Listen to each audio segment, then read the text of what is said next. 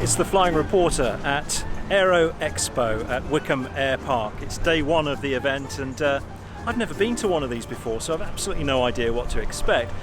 There seems to be lots of sort of static displays of aircraft and companies, and then there are hangars full of products and companies and associations. So I'm going to have a good look round and see if I can find some familiar faces, some familiar companies, and see what's going on in this little world. So I've literally just arrived and I've bumped into one of my followers. It's indeed. John Hartle. It is indeed, yeah. Who flies, I am Gloucester based at the moment, yeah. And John and I, we did bump into each other another time, didn't we? In Kemble. No, yeah. Was it Kemble? Kemble, we was it really? Kemble, yeah. Okay. Yeah. I thought it was Gloucestershire. Okay. So you've come to Aero Expo today. I have indeed. And have you had a look around yet? Just having a mooch around, got here about half an hour ago, same as you, and yeah, enjoying it. Yeah. Really, really good. This isn't your first time? No, it came last year. A little bit busy on the Saturday, but come nice and early. Were you going to fly in today? I was indeed. I saw the forecast and I thought, no, best not. And definitely the right idea with that black cloud over there. I don't know if anyone is flying in today, but it's probably about 600 feet cloud and a bit breezy.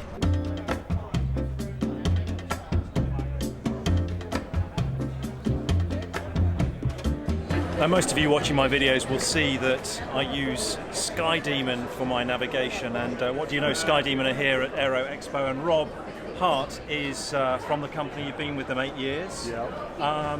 Thank you for your product. I think it's fair to say it's revolutionised VFR flying in the UK. What I'm interested to know is how the product came about. You've been there from fairly early days, haven't you? Yeah, well, I was the first employee. Sky Demon had already been in development for getting on for 5 years before that. Basically, my friend Tim, we went to school together. He got his PPL, went out to find some flight planning software, and found that everything out there on the market didn't quite meet his needs. And as a software developer previously, he's got quite high standards as to what he's willing to accept. So he said to himself, well, I think I could do better. And in the early days, Sky Demon was just for him, really, to augment his own flight planning. And of course, inevitably, when you've got something good, you're taking it to the airfield. Other pilots are naturally peering over your shoulder, saying, well, what's this? Can I have a go? That looks really good. And so he's then gone on to develop the system based on the real experiences of his pilot friends at local airfields, and eventually I was required to sell it more broadly. What's the company's ethos?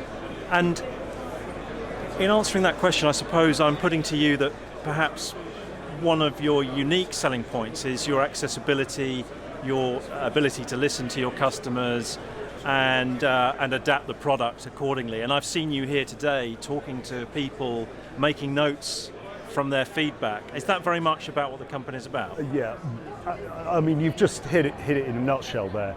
At the end of the day, it's all about supply and demand. We come to these kind of shows to find out how guys are using it and to develop it in a way that they can use it better and that it can, solve their problems better. I mean, talking about solving problems, I always like to say that we don't make features, we make solutions, and that sounds a little bit trite, but at the end of the day, what we try to do is understand the problem that the pilot's trying to solve. They might come to us to say, I would like Sky Demon to do this, that, or the other. But I say, okay, but what are you trying to solve by doing that? And then maybe I can take that information away and we can solve the problem in a way that they've never expected and build a feature that's more user-friendly than they'd ever conceived. So yes, we tend not to just copy something that's in another product. We will look to, develop solutions.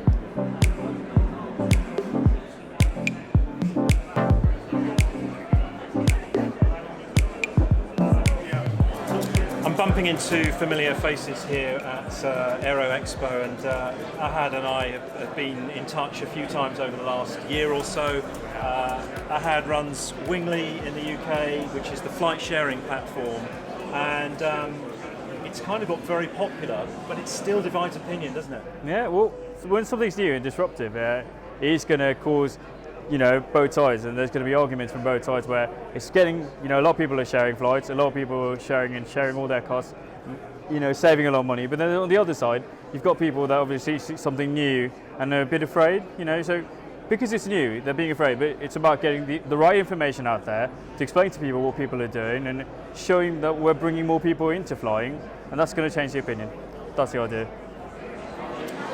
You still have aerodromes that don't like you. I know that because Biggin Hill, where I used to be based, banned Wingley flight sharing platforms, and it said that's for safety reasons. It's not safe, they said.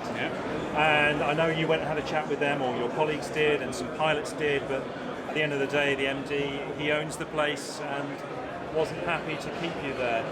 And I read the forums and people are worried about it. They think it's going to push pilots to push themselves beyond their personal limits. What do you say to that? And what do you say are the benefits of So one of the aspects of safety, we wouldn't have all the CAA come in and say it's fine to go.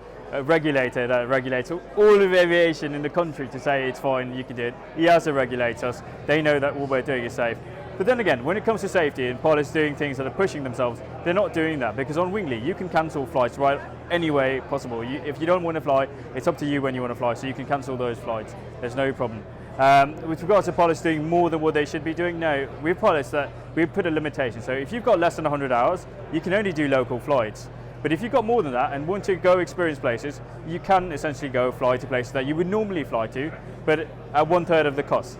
So why not? And if you're going to fly there anyway and you've got your seats that are empty, why not share your passion with people that want to fly? Share your passion for flying, because maybe the person sitting next to you may want to get their license, become a pilot thanks to you. So you're doing GA a favour and bringing more people into flying. And actually, an airfield can be an expensive thing to apply for.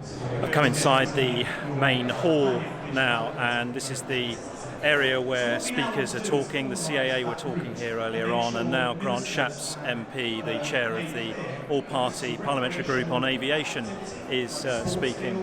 And when he's finished this, I'll be having a chat with him to find out what influence his all-party parliamentary group has on the future of aviation in the UK.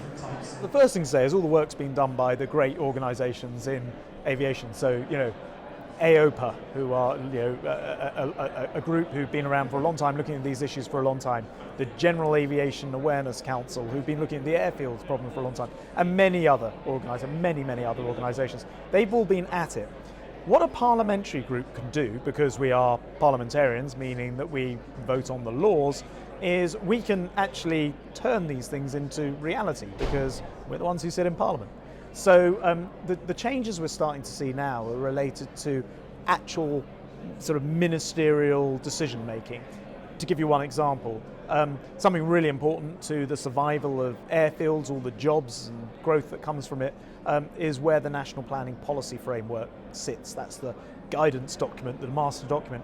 Well, we've got a change coming up in that's already been described by ministers, and that change is going to be recognised general aviation for the first time.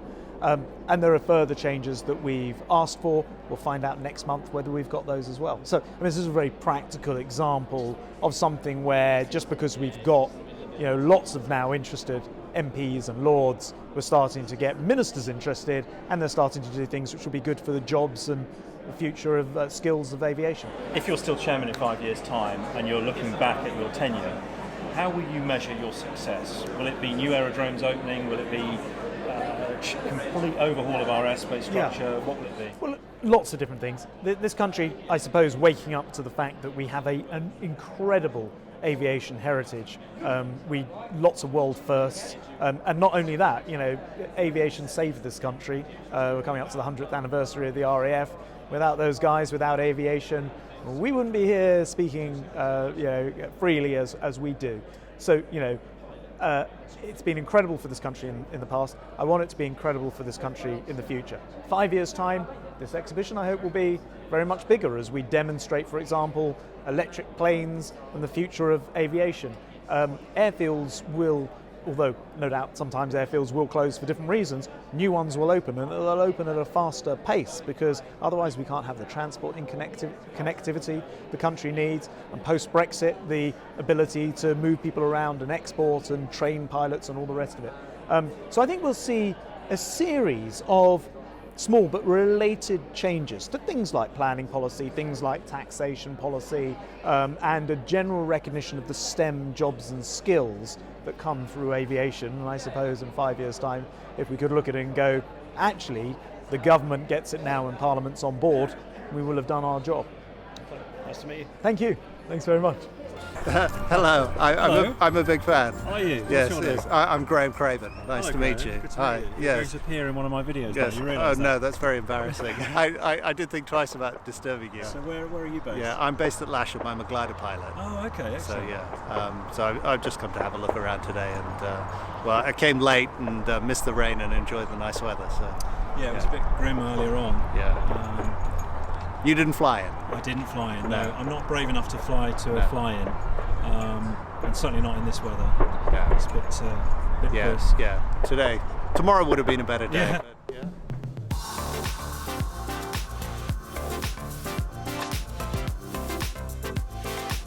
So I've come to the Regulators Tent now, and I'm with Tony Rapson, who is head of the GA unit at the CAA. Thank you for chatting to me. Pleasure. What are your priorities then as the regulator in terms of, I suppose, the kind of aviation that I do, which is the lighter side of general aviation? Well, they remain the same as they have since the GA unit was set up nearly 4.5 years ago, to only regulate where we have to. Where we do have to regulate proportionately, and to delegate as much as we can. And if there's gold tape, we want to remove that gold tape. And how is that going? It's going in many areas really well. We've done an awful lot already, and even today, as we're here today at Aero, we've got the permission to use permit aircraft for continuation training, non-ab initio training in permit to fly aircraft, which is another big step. We've achieved funding for 8.33 radio. That's now extended till the end of September. So if you haven't got your application in for your rebate for an 8.33 radio, you've got till the end of September.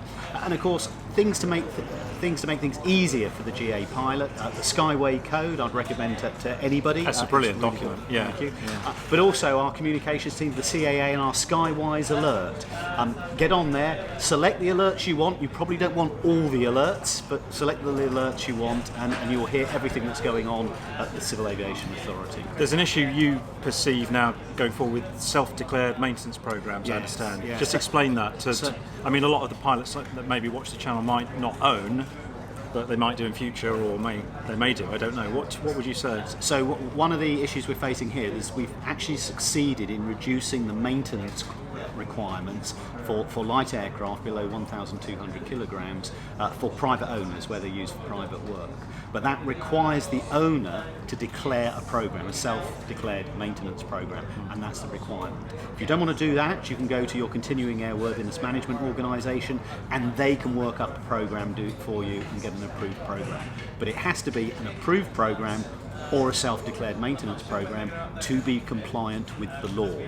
And at the moment, a lot of owners are still on the old light aircraft maintenance program, which was a generic program. They need to move across to remain compliant with the law and to keep their insurance valid already. If owners are thinking, I'm not sure whether it applies to me, get on the CAA website. We will be sending letters out to all owners of these aircraft saying you need to look at this, and if you haven't transferred to a self-declared maintenance program, do so quickly. Brexit's coming, and lots of questions in the air about what's going to happen. Can you provide any clarity yet? So I think there's good news in this area, but there's still a huge amount of uncertainty. So government, the CAA and the aviation industry has been clear we want to stay part of the European aviation safety system, that that's the best way to engage internationally. Is that in doubt? No. I think it was in the early days, but the Prime Minister has come out and gave a speech back in March. There are a number of things we want to stay part of, and the European Aviation Safety Agency is one of those things. And there are other models, the Swiss model belonging to EASA but not being a member of the EU. So there are ways of doing this. Do we know exactly how that's going to happen at the moment? No. Nothing will be agreed till it's all agreed, so we've got to wait to see exactly what it looks like, but the effort is to stay part of the European aviation safety system. My Facebook feed, because I'm subscribed to various aviation channels, is always questions always arise. How long is it going to take for my license to come back? And then people moan about the number of weeks it's taken for their license to come back. And they're paying a lot of money for this service, actually, aren't they? So what can you say about that? It does seem to take a long time. At the moment, it is taking far too long for the CAA to return licence applications across the piece, be that commercial pilots or private pilots. That's down to a couple of key things. One is a significant increase in commercial pilot applications, and a lot of EASA conversions licence applications as well, that has led to a much greater than predicted workload. So we have slipped behind in our licence turnaround times. That was recognised several weeks ago. Contingency plans are being put in place, and today on the stand we only have one person from the Shared Services Centre because to answer questions rather than two, because people are back at base working through the backlog, blitzing the applications so we can get back into the service standard as quickly as possible, and we should be there for all licences end of June, early July. But it's being treated with a huge importance, and as a matter of urgency, we're getting there, not quite there yet, and I apologise for the delay. It'd be great to come along to the unit someday and meet you and your team, and perhaps do a little feature there. We don't have much time to chat today, but I'll leave it there for now. Nice to meet you. Thanks Nice very to much. meet you. Thank Cheers. you.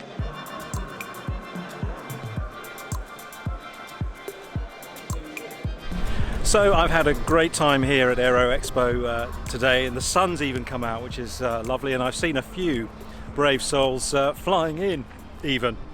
It's been great to sort of come here and see the stands, see the companies behind the products, and meet some of the faces from those companies too, but also meeting some familiar faces. It's amazing how small this aviation world is, and I've bumped into some old friends, made some new friends, and it's been a really great day. So I will sign off now, and I will be back very, very soon with more Flying Reporter videos from Aero Expo 2018. Bye for now.